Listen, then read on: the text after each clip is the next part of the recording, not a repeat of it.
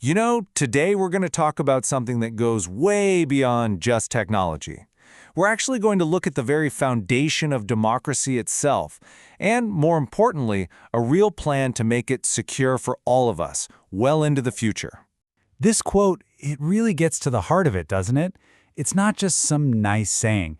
It's the absolute core principle of any real democracy. I mean, think about it. Everything. Public confidence, peaceful transitions of power, it all hinges on one simple belief, that our list of voters is accurate, secure, and completely trustworthy. But here's the problem. That bedrock, well, it's cracking. And when that foundation starts to crumble, the whole structure of our democracy is at risk. Public trust just disappears, and people start questioning the legitimacy of the entire process. And let me be clear, this isn't some what-if scenario. We are smack in the middle of a real crisis of integrity, a trust deficit, you could call it, and it's being fueled by controversy after controversy that's putting our entire election system at risk. So, where does this problem come from? Well, it really boils down to how the system is built. Right now, it's all centralized. Think of it like this. All the data is in one giant basket, creating a single point of failure. And the whole process is, well, it's a black box. It's opaque. We're just told to trust the outcome, but we have no way to check it for ourselves. A design like that, it's just asking for trouble. Okay, so let's get out of the abstract and talk about some specifics. Because this isn't just about a few isolated mistakes here and there. No. Investigations have uncovered some pretty alarming patterns of alleged manipulation that really show how deep these problems go. I mean, the scale of this, it's just staggering. Take one single area, for example, the Mahadevapura constituency. An investigation there alleged nearly 12,000 duplicate votes. And that's not all. Thousands more were tied to fake addresses, had photos you couldn't even use, or were registered in huge batches to single rooms. It's wild. Just let that number sink in for a second. Over 40,000 voters in just one investigation, allegedly linked to addresses that were either total nonsense or didn't even exist. Come on, that's not a simple typo. That points to a major systemic failure. And when people see numbers like these and the response from officials feels defensive or unclear, the problem stops being about data. It becomes something much bigger. It becomes a real crisis of faith, a crisis in the very institutions that are supposed to protect our democracy. So what's the answer? What if we could build a system where you don't need blind trust? A system where you have actual verifiable proof? Well, that's exactly the promise behind something called the Unified Voter Identity Ledger, or UVIL for short. Now, at the heart of UVIL is blockchain technology. And I know, that word can sound complicated, but let's just demystify it right now. All it really is a digital record book. But here's the cool part. It's shared, and once something is written in it, it can never, ever be changed or deleted.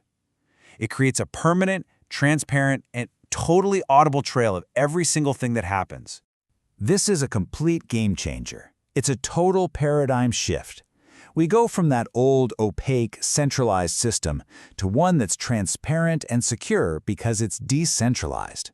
We're basically throwing out the old motto of just trust us and replacing it with something way more powerful. Verify it yourself. So, you might be asking, how does this thing actually work?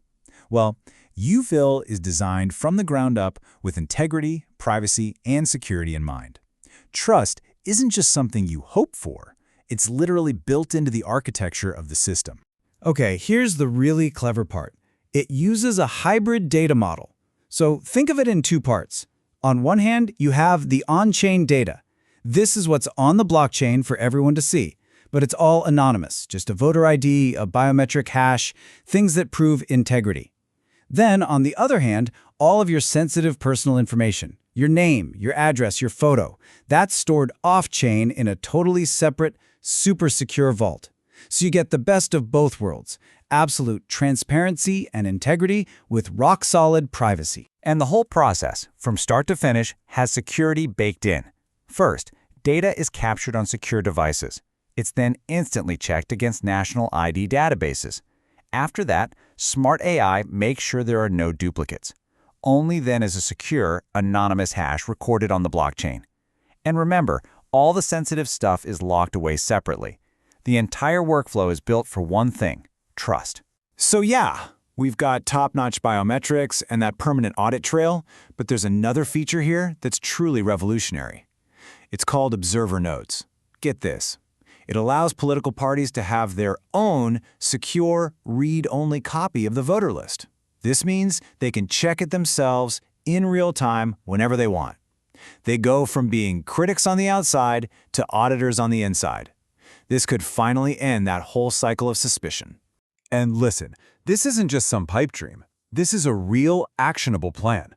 The roadmap for getting this adopted nationwide is practical and broken down into phases, making sure the transition is smooth, successful, and doesn't take unnecessary risks. Here's how it would work. A careful 5-year plan. In year 1, we start small with a pilot program in just a few states to prove everything works. For the next couple of years, we expand, adding more states and getting those political party observer nodes up and running. And only then, after the whole system has been thoroughly battle-tested, do we go for a full national rollout and say goodbye to the old, vulnerable system for good. So as we wrap this up, let's bring it back to the ultimate goal. Because this isn't really about tech for tech's sake. It's about restoring faith. Investing in a system like this is truly an investment in the bedrock of our democracy. And the payoff on that investment? It's crystal clear. Sure, you've got the tangible benefits, like saving money on printing and legal battles, but the strategic wins they're priceless. A massive drop in the potential for fraud, a huge boost in public trust, and a much stronger, more legitimate democratic system for everyone. And that really brings us to one final crucial question. We can put a price tag on this new system, sure, but what's the price of doing nothing? What's the cost of letting public trust in our elections continue to crumble? That is a price no democracy can ever afford to pay.